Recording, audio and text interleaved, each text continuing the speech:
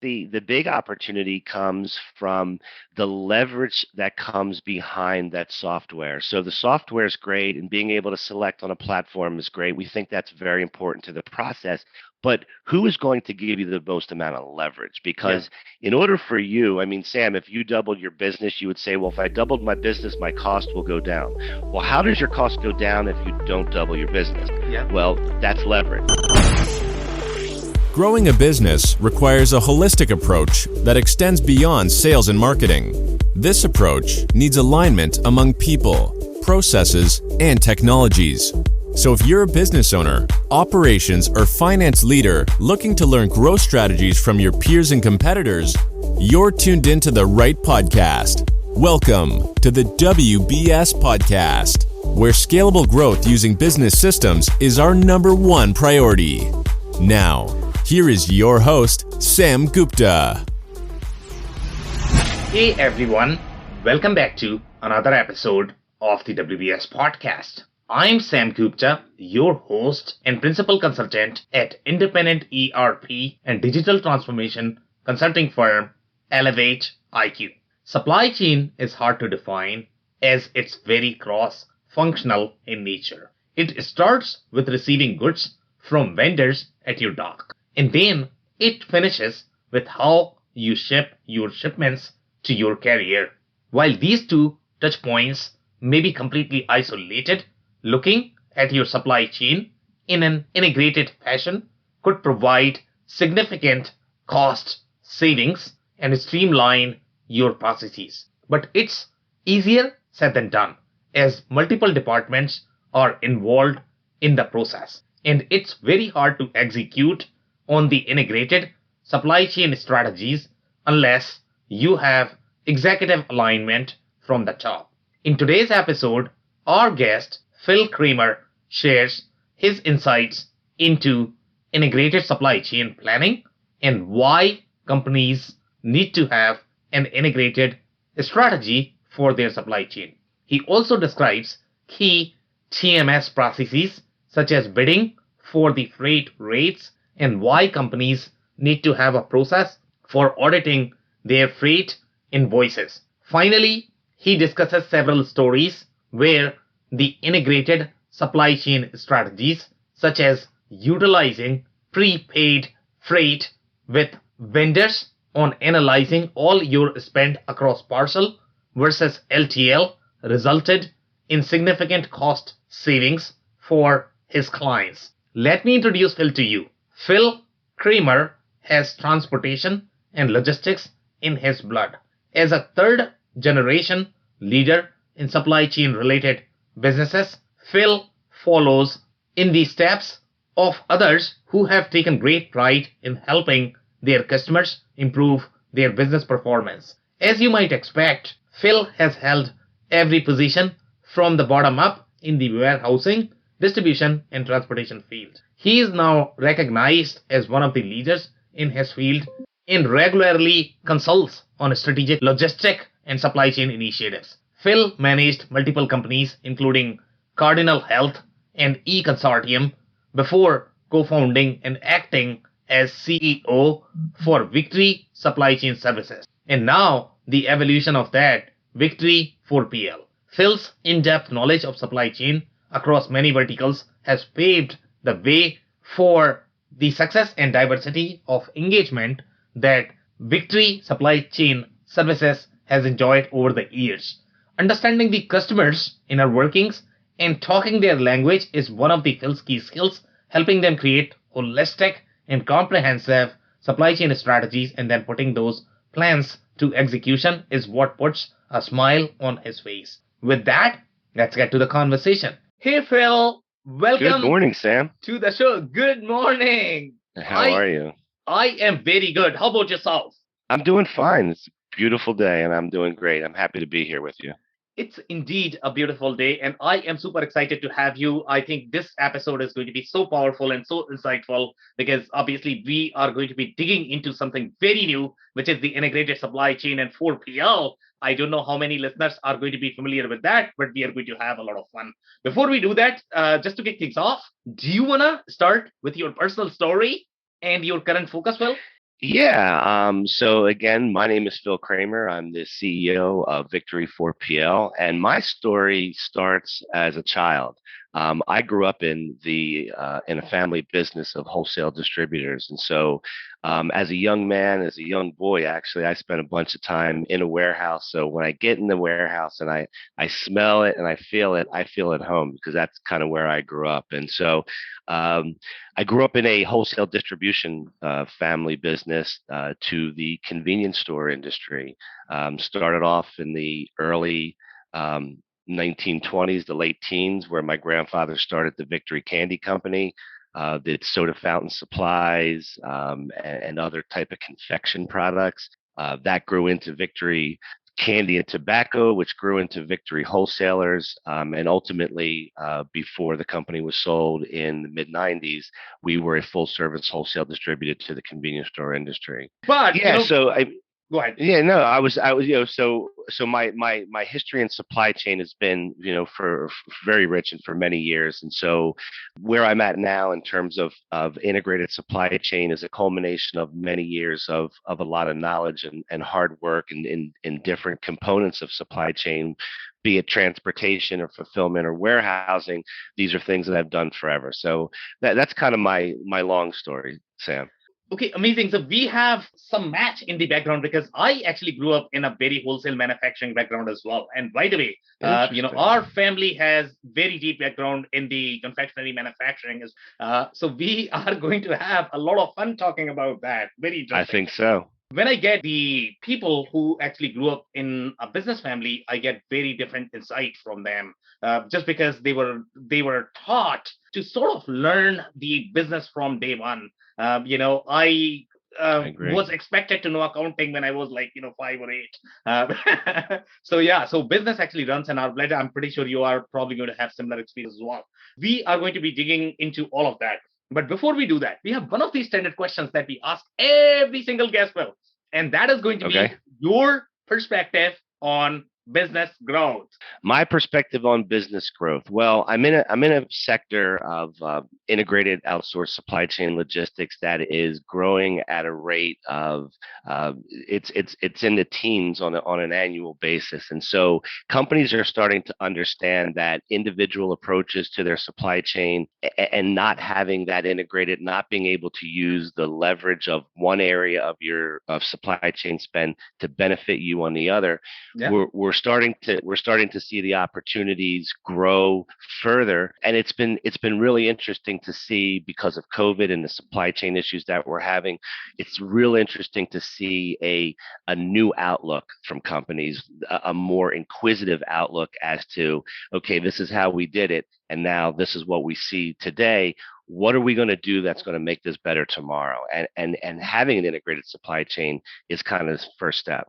Absolutely. And I love that perspective, how you are tying these things and really tying, towards the growth that integrated supply chain is probably going to be the foundation to meeting those objectives. So let's dig into this a little bit. And I don't know how many people are going to be really familiar with what integrated supply chain is and what is the level of integration are we talking about.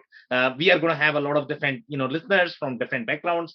They have, sometimes they might feel that they are integrated, but they might have, let's say, they might be on QuickBooks and they might have a bunch of, siloed warehouse systems or whatever. I don't know. What level of integration are we talking about? Are we talking about integration more from the process perspective, collaboration perspective, system perspective? So, do you want to set the stage a little bit? What integrated supply chain is and how the process is going to be from the beginning to end for the people who might be on a journey to create slightly more integrated, cohesive experience as far as supply chain goes.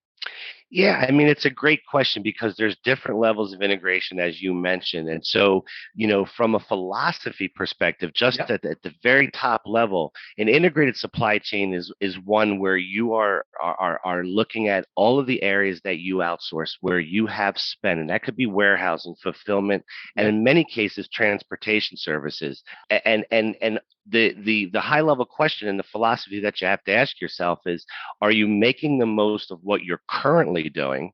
And And from an integration perspective, you can look at it in a second form. Once you get past the philosophy of realizing that there are true benefits to having an integrated supply chain, then the actual integration itself. And so being able to integrate to an ERP, have an ERP in an integrated fashion, communicate with your transportation management system, which is something very common that we provide clients because within our business model that comes to them at no cost. So the integrations happen at multiple levels, and then taking it even deeper, Sam, the integration of having a supply chain strategy, Yeah. one that is defined on an annual basis, checked in on a quarterly basis, but permeated throughout your organization. So all of the areas, whether it be customer service or procurement, or even the C-level suite, it's about it's about, are you getting the most out of your integrated supply chain, and are you able to have a functioning strategy that everyone in your company participates towards the success of? Okay, so very interesting perspective. And obviously, we are going to peel back a little bit more so that our listeners can really follow along. So, when you talk about the integrated supply chain and creating this framework, obviously, each company is going to be on different journeys when it comes to their problems. Every business is going to be slightly different. So, I think it may Correct. be beneficial a little bit to set the stage, which are going to be the companies that are going to have most pain and that are going to get the most benefits when it comes to integrating their supply chain. Now, and again, when we talk about manufacturing, distribution, retail, sometimes, even the manufacturing businesses could be very different. Some manufacturing businesses could be that, okay, I'm shipping 2 boxes here. Why do I need integrated supply chain again? It might not make a lot of sense for them. So obviously, there are going to be businesses that are going to be really fit for the supply chain, and they are going to be on a different level of maturity overall when it comes to having a strategy. I mean, when we work with businesses, to be honest, they don't even have any strategy. It's true. It's so Okay, true. so talk about different businesses. Yeah. Yeah. So, and different companies, listen, and Sam, and I don't need to tell you this, no Yeah. two supply chains are like, even within the same vertical, and companies that are even competitors don't necessarily have the same supply chain. So there are differences, and companies are in different parts of their journey. Like you said, some don't even have the ability, they don't have ERP systems that have the ability to communicate with TMS. So in those situations, the benefit of having an integrated supply chain may not fully extend to that level of technology integration, but we're able to provide them with online portals to automate some of the processes that they're currently doing manual, whether that's a bidding process from a transportation perspective on a load by load basis. They may be literally going through a very manual bidding process. And so even in levels where we're not fully technologically integrated, we're able to provide technology to improve their processes. And again, it's all about reducing cost. And it's an interesting part of our model, because we're looking to reduce your cost as a first line starter, and we do that at no additional cost to our clients. So it's a very interesting business model in the sense that there is no cost to our clients outside of the savings. And so we're able to help companies, manufacturers, distributors, retailers, as you mentioned, that are $5 million a year companies, Okay. up to $400 million a year companies, because they all are on their own different journey, and they do have different ways that they can benefit from integrated supply chain. Okay, very interesting. So I really like the scenarios that you mentioned, that, if you are going to be doing bidding, for a lot of different loads that you might be sending on a daily basis, obviously there has to be some sort of integration. And based on the supply chain issues that we have in the market as of today, obviously there are a lot of different cost factors. The cost of raw materials is rising. The cost of supply chain is rising. So obviously you need to have a little bit of control there. That's the biggest pain for a lot of different companies. But again, I am actually going to peel back a little bit more overall in terms of setting the stage of which are going to be the company that are right fit for the integrated supply chain strategy. So for example, let's say if I have $5 million business, and if I am simply selling just one equipment, I ship, once per month, I don't really have any sort of load. Do they still need to have the integrated supply chain strategy? Are they going to have enough business case to have the integrated supply chain strategy, or are they overkilling themselves? So can you describe some sort of variables where they should be finding out whether, okay, this is the right spot that you probably should be thinking about integrated Sure. supply chain strategy? Sure. So I'll go just a little bit beyond your example, but Yeah. a company that may need integrated supply chain could ask themselves this: if you're a manufacturer and you have an inbound manufacturing supply chain of vendors that you Yeah. work with, Yeah. do you pay for those shipments and those raw materials that come in? Do you have control over and ultimate control over when that purchase order gets processed and sent to you? Yeah. We find often enough that clients are not looking at their inbound supply chain as a way of using that integration to benefit themselves. So, for example, say in an example of a manufacturer making widgets and you've got 10 different vendors, what we can do is we can integrate your purchase order system from the ERP into the TMS, and then have each of the vendors participate in a vendor portal that allows them to know when that release is allowed to be sent in. And then it also forces them to facilitate transportation. So a company who's looking at whether they may need an integrated supply chain can always look towards elements of, as this example, am I spending money on my inbound supply chain that I'm not getting credit for? Yeah. Do I get an invoice from a vendor that has a prepaid charge of transportation and they add it? Yeah. And so not having the ability to route your inbound freight and have that count towards your overall leverage position in trying to negotiate a better deal, that's an area to start. And there's many others. I mean, there's companies that are small that have a tremendous amount of accessorial charges that are involved in Yeah. their transportation logistics. So these are all areas where you, small or large, that you can look into why you may need that and how it may benefit you. Yeah, so this is very, very, very interesting. And I don't know if you are familiar with the term called first mile. So obviously, there are a lot of different players in the market, and they seem to be using the term called first mile. So the inbound shipment that you are describing, that typically falls under the first mile category. And there are a lot of different companies that are trying to do a lot of different things in trying Sure. to integrate the overall journey. They might be doing bits and pieces at times. They might not be doing complete integrated supply chain. But when we look at things like vendor portal, obviously, if I'm the CFO of a manufacturing organization, I am going to have a lot of different pain points, and I am probably going to have a lot of different solutions as well to be able to explore. Hmm. So number one solution, Hmm. obviously, is going to be the vendor portal that are provided by your ERPs. They are the default. We all know that they don't work very well. I mean, irrespective of the ERP system that you are talking about, if you are really serious about fixing your supply chain, then you probably need something. Then you are going to have many different tools, such as you have things like vendor collaboration, and they do really good job of making sure vendors are able to access your data. They are able to sort of get alerted on different events that you might have during your PO life cycle. And one of the companies is SourceDay that is actually doing that. But in your case, when you are describing the integrated supply chain, you are going slightly deeper. That's how I am thinking. So you are not only trying to integrate just the vendor collaboration, you are also trying to integrate the TMS component of the supply chain that I have not heard before. So in your integrated supply chain, can you describe a little bit more? What all are you trying to integrate, and what is going to be the roles and responsibilities of each of the Sure. systems involved? Sure. So often we find, Sam, that companies they have different elements of service that they provide. Yeah. So, and let's just look at transportation for a second. So for transportation, a company may have international, LTL, full Yeah. truckload, and Yeah. small parcel all at the same time, and they are managing these relationships all individually. Well, for starters, there are ways to negotiate. Like, for example, we have two major small parcel players in the States. Yeah.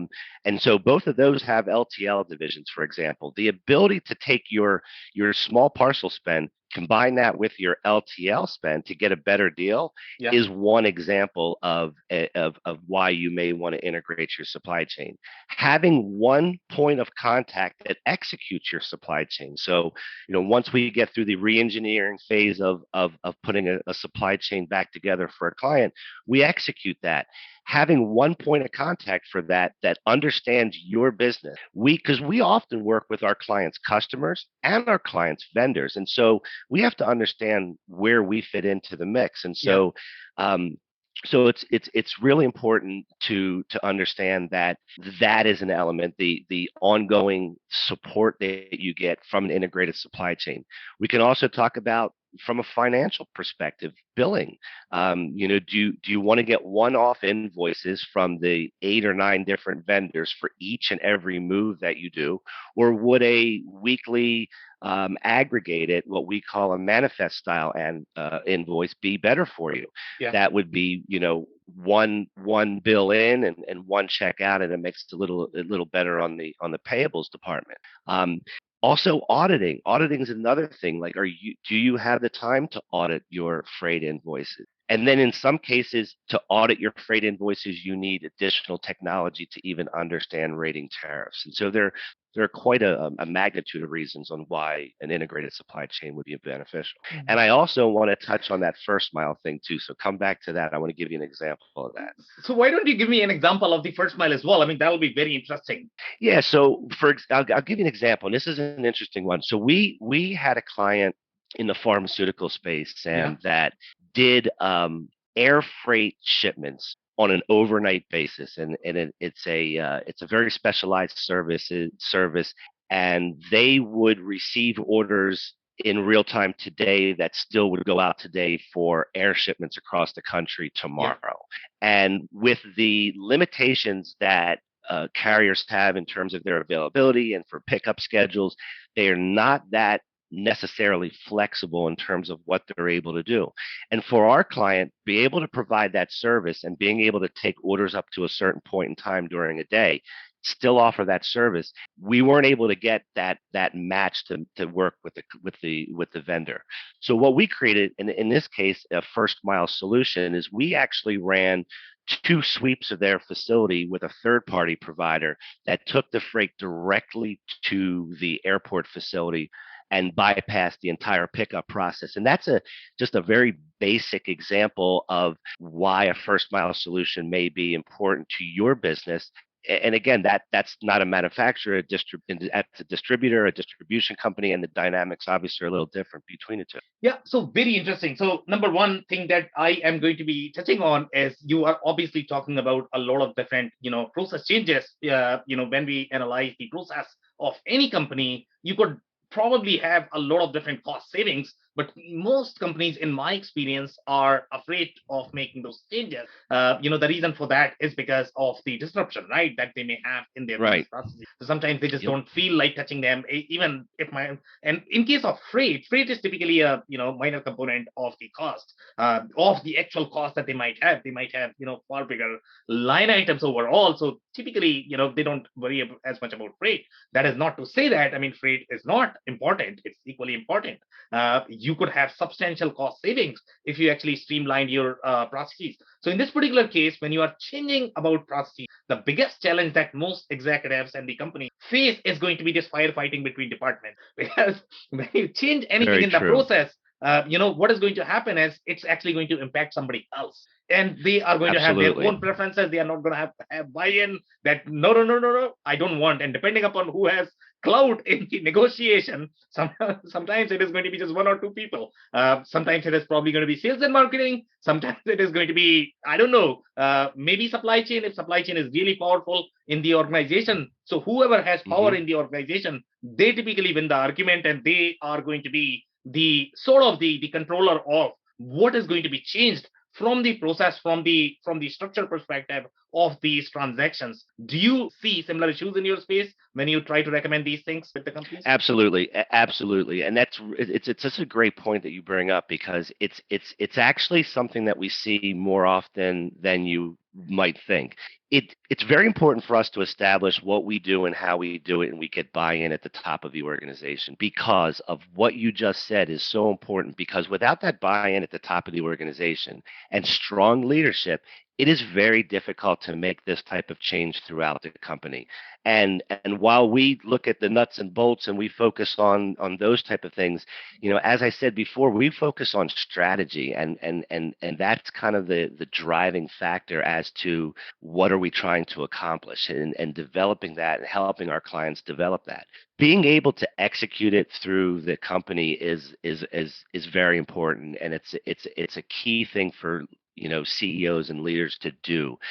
Often they take a back seat to what they're doing. They may not have the intimate knowledge of the details of some of the supply chain elements, and so they will often, let's call it, kick the can to someone else. Yeah. And so in those situations, I really ask the CEO to stay involved in the process.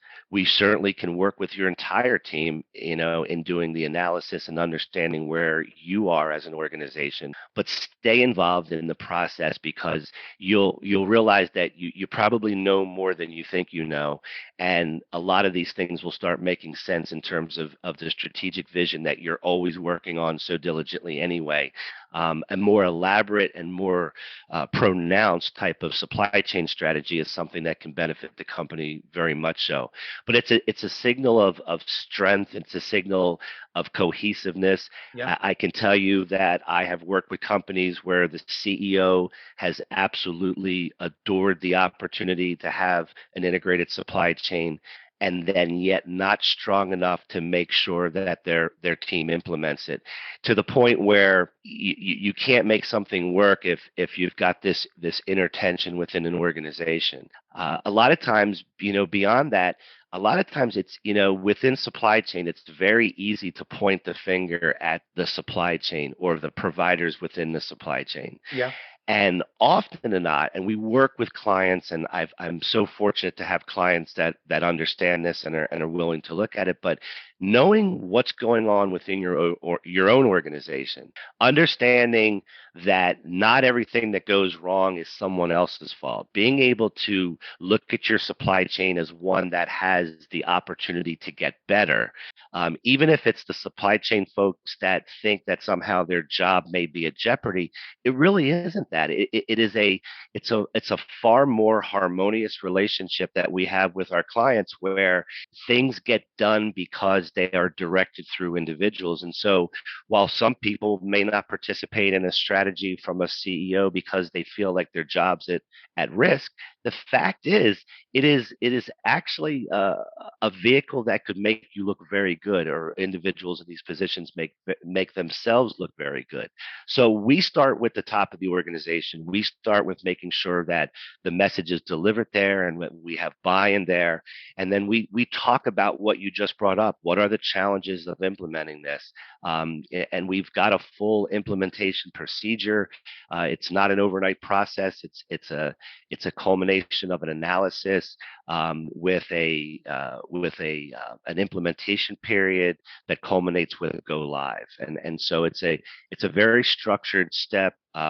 We work with our clients each step of the way to make sure that we are continual at each step, that we're mutually on the same page. We don't charge for any of our early analysis that we do. We don't charge for any of our services, for that matter. So it's very important for us that we understand what we're working with, and we're in a transparent situation, and we're creating win-win scenarios. We at times see that there's companies that have very well executed and very well negotiated supply chains, and in those cases, we tell them what they could do better. Yeah. And we wish them luck moving forward. So it's a very interesting opportunity today to look at supply chain in a way that we haven't looked at it before. We've been forced to do that, and it is creating an open set mind, or an open mindset, I should say, and creating new conversations, and that's really what this is all about. Yeah, so very cool.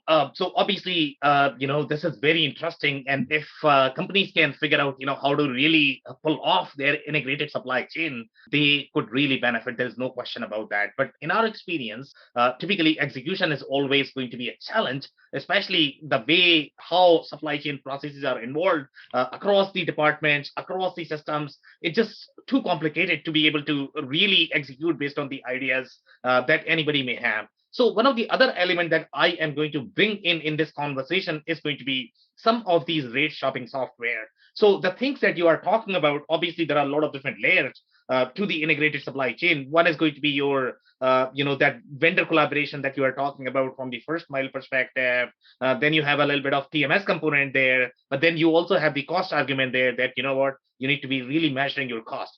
Typically the companies that are not going to be really heavy in supply chain, they might have, let's say, the parcel shipping and then a little bit of LTL, FTL, not very much. Maybe we are talking about 50 to $100 million business.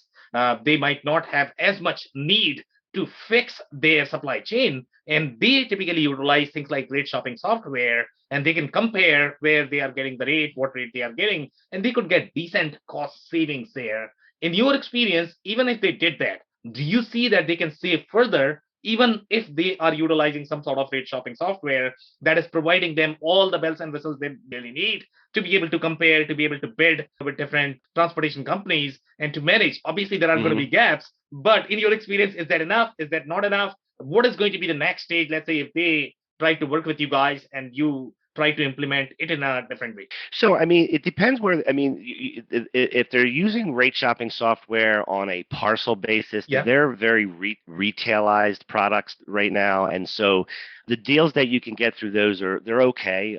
They're obviously better than getting no deal. But I think the big opportunity comes from the leverage that comes behind that software. So the software is great, and being able to select on a platform is great. We think that's very important to the process. But who is going to give you the most amount of leverage? Yeah. Because in order for you, I mean, Sam, if you doubled your business, you would say, well, if I doubled my business, my cost will go down. Well, how does your cost go down if you don't double your business? Yeah. Well, that's leverage. And where leverage comes into place is that you're taking your spend and you're adding it to my spend, and Yeah. now you're allowing me to then now negotiate on your behalf to get something above and beyond what you'd be able to do on your own. So while you're looking at rate shopping software, take a further look, a deeper look in who's providing that, and what went into those rates, and what type of leverage do they have in the marketplace. Because the fancy bells and whistles on a and the automatic bill of lading that flies out, that's great, but it's been in play for a while now, and so there's a lot of it in the market.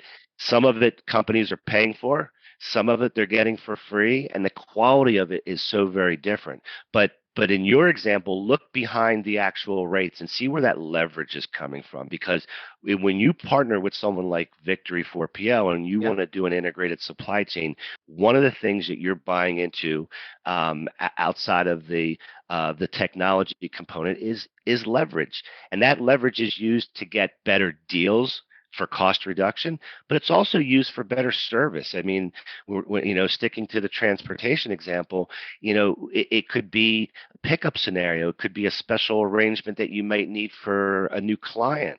Yeah. Um, it could be a lot of different things that leverage this leverage we have together might be able to get me that you can't get on your own. So yeah, so let's talk about some of these stories. I don't know if you're going to have, because obviously, if the manufacturer listeners or any of the listeners that we have, if they want to follow along and really want to understand whether they are going to have any sort of opportunities in their environment, the best way to learn is going to be to use a story. So maybe I don't know if you're going to have story where, let's say, if they were not as integrated, you like looked at a bunch of KPIs. So what were those KPIs that you figured, okay, these are the symptoms where I can really bring value to this company? So talk about those KPIs. What were the initial KPIs that you agreed with the client that, okay, there are some potential opportunities here? Then what was the journey that when you actually went from your non sort of integrated supply chain to integrated supply chain? What was that journey like? Hmm. Well, listen, as far as KPIs are concerned, the granddaddy that I find that everybody doesn't have in the beginning that they want to have is on-time performance, and, Yeah. and different levels of metrics of performance. Did my orders get shipped when they were supposed to? Did they arrive when did they get processed when they supposed to? Did my deliveries come into my third-party warehouse on time? These are all elements of that.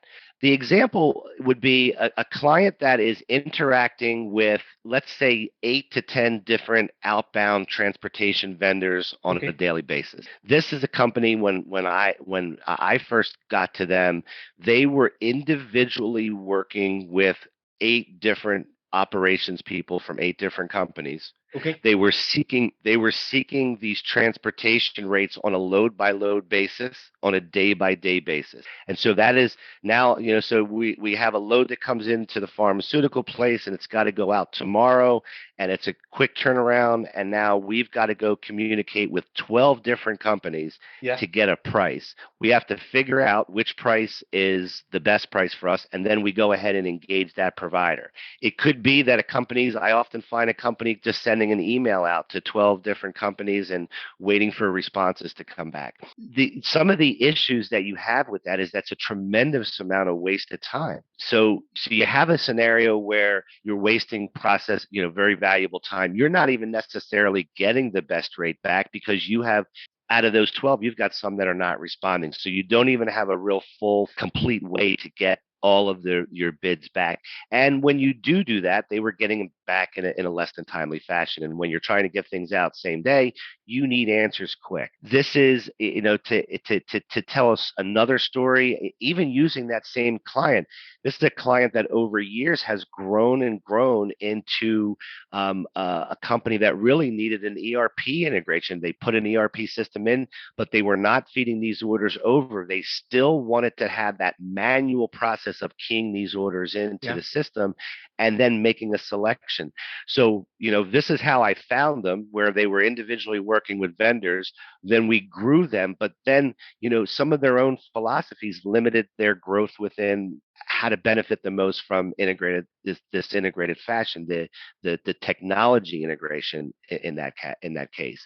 So we did a time analysis study for them that actually went in and processed all of the orders that they did and how much time it actually took for them. And this is post implementation, after we started to work with them and found out that they had somewhere between 35 and 40 hours of processing time just to get those orders into the system. And so you have to look at things along that line and be willing to say, hey, I am willing to take a look at and doing an ERP integration into the TRMS for that reason, that I can save 40 man hours a week.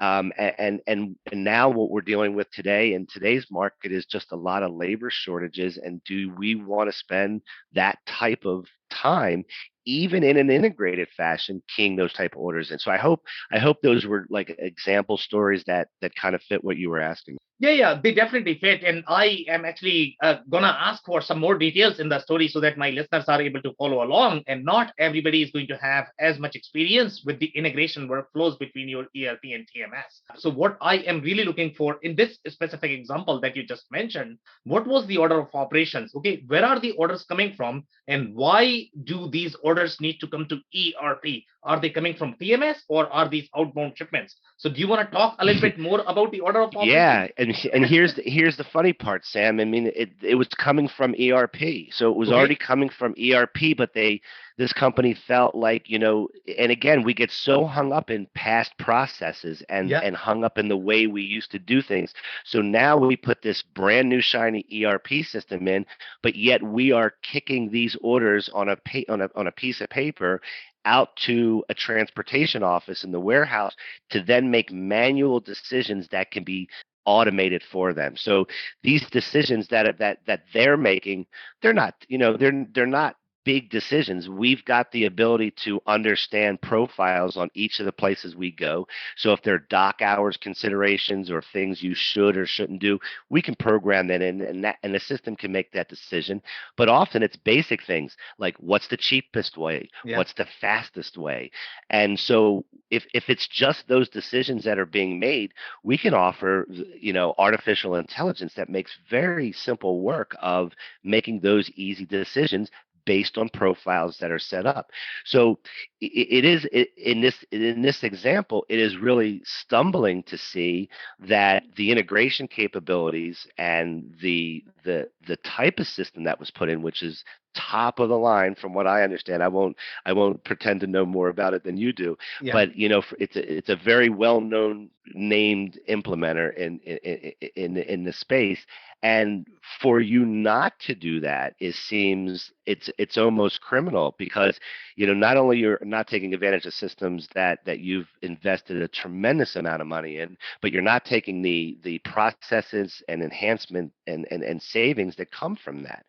Also, all for the just to appease the way things used to be, and that's an example that may be prevalent in a lot of places. But you have to understand, take the time to understand what are you trying to do, and then educate. And we can help our clients educate their workers to know that this is not something that replaces what you do. This is something that enhances what you do.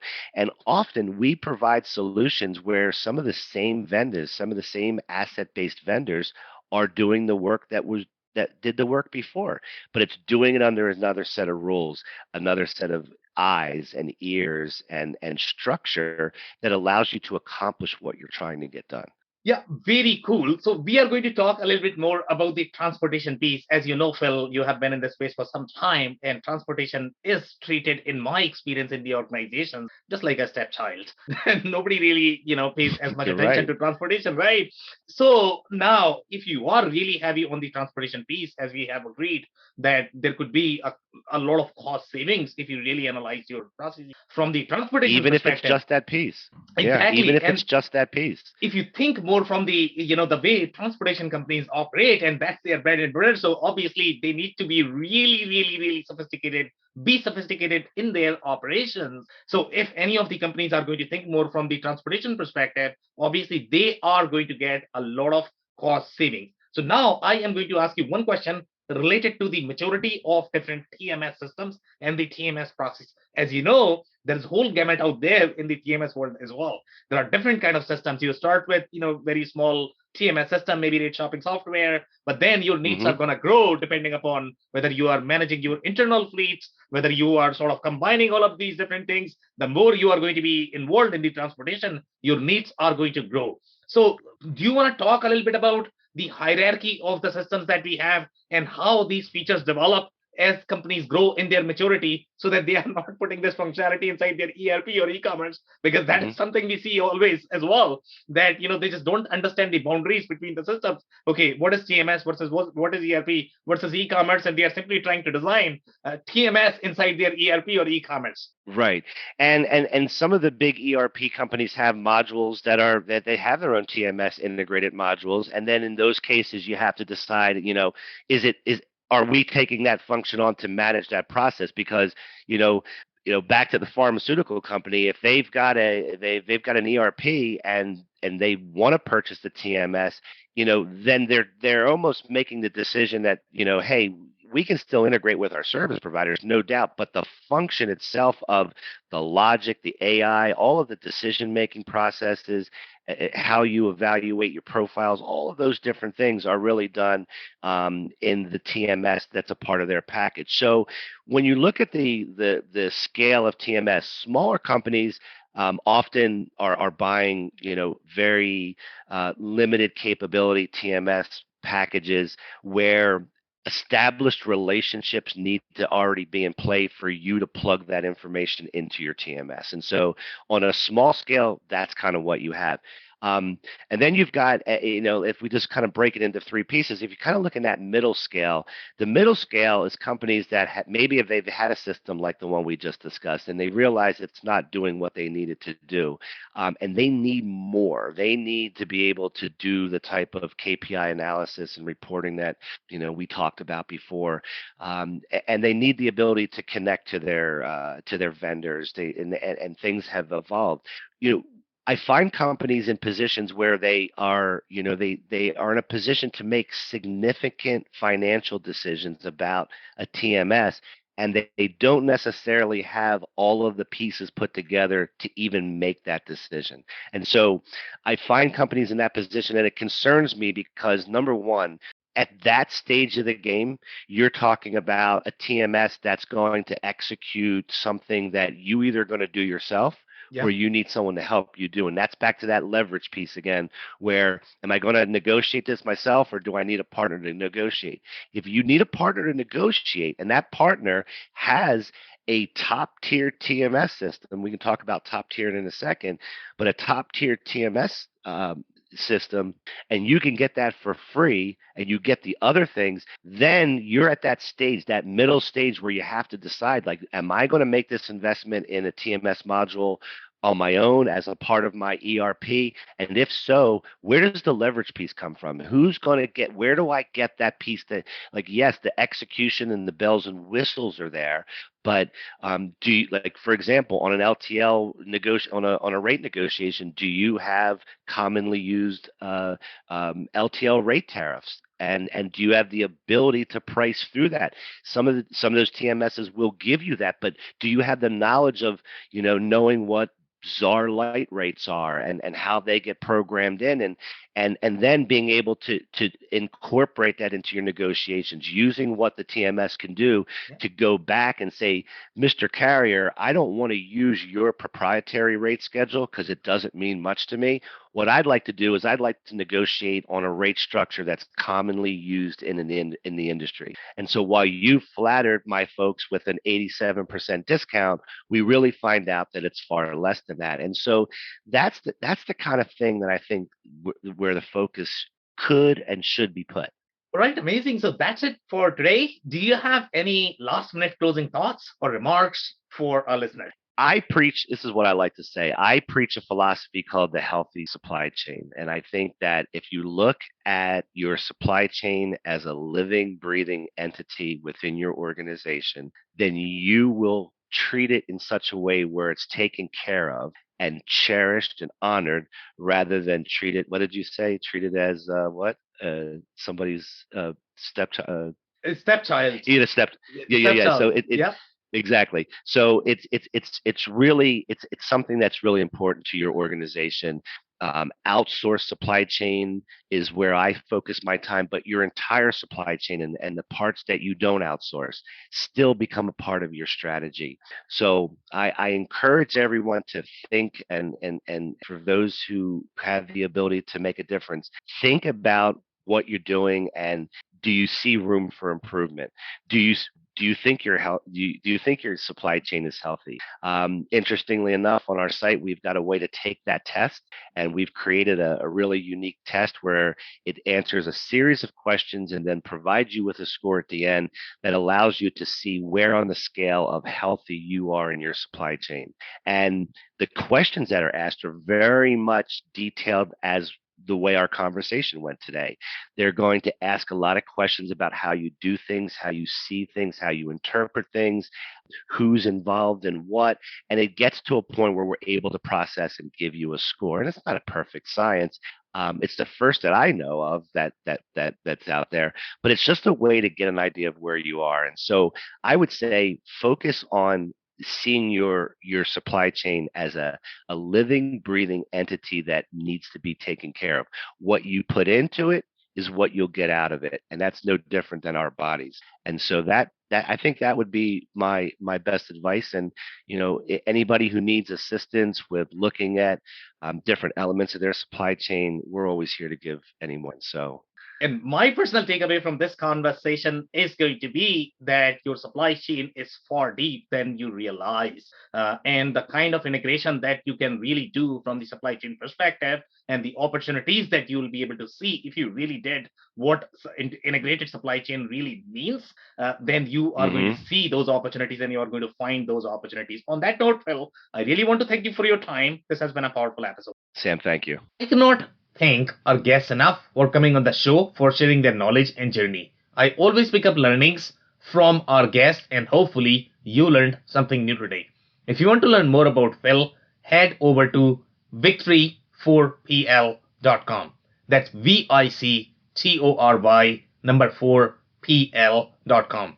Links and more information will also be available in the show notes. If anything in this podcast resonated with you and your business, you might want to check other related episodes, including the interview with Colby Young, who shares his insights on the nuances of PO lifecycle and why it is critical for seasonal businesses such as cosmetics. Also, the interview with Fred Cartwright from Haversack, who shares his insights into the nuances of transportation management systems from different perspectives of manufacturers, distributors, 3PL facilities, and transportation companies. Also, don't forget to subscribe and spread the word among folks with similar backgrounds. If you have any questions or comments about the show, please review and rate us on your favorite podcasting platform or DM me on any social channels. I'll try my best to respond personally and make sure you get help. Thank you, and I hope to catch you on the next episode of the WBS Podcast. Thank you for listening to another episode of the WBS Podcast. Be sure to subscribe on your favorite podcasting platform so you never miss an episode. For more information on growth strategies for SMBs using ERP and digital transformation, check out our community at WBS.rocks. We'll see you next time.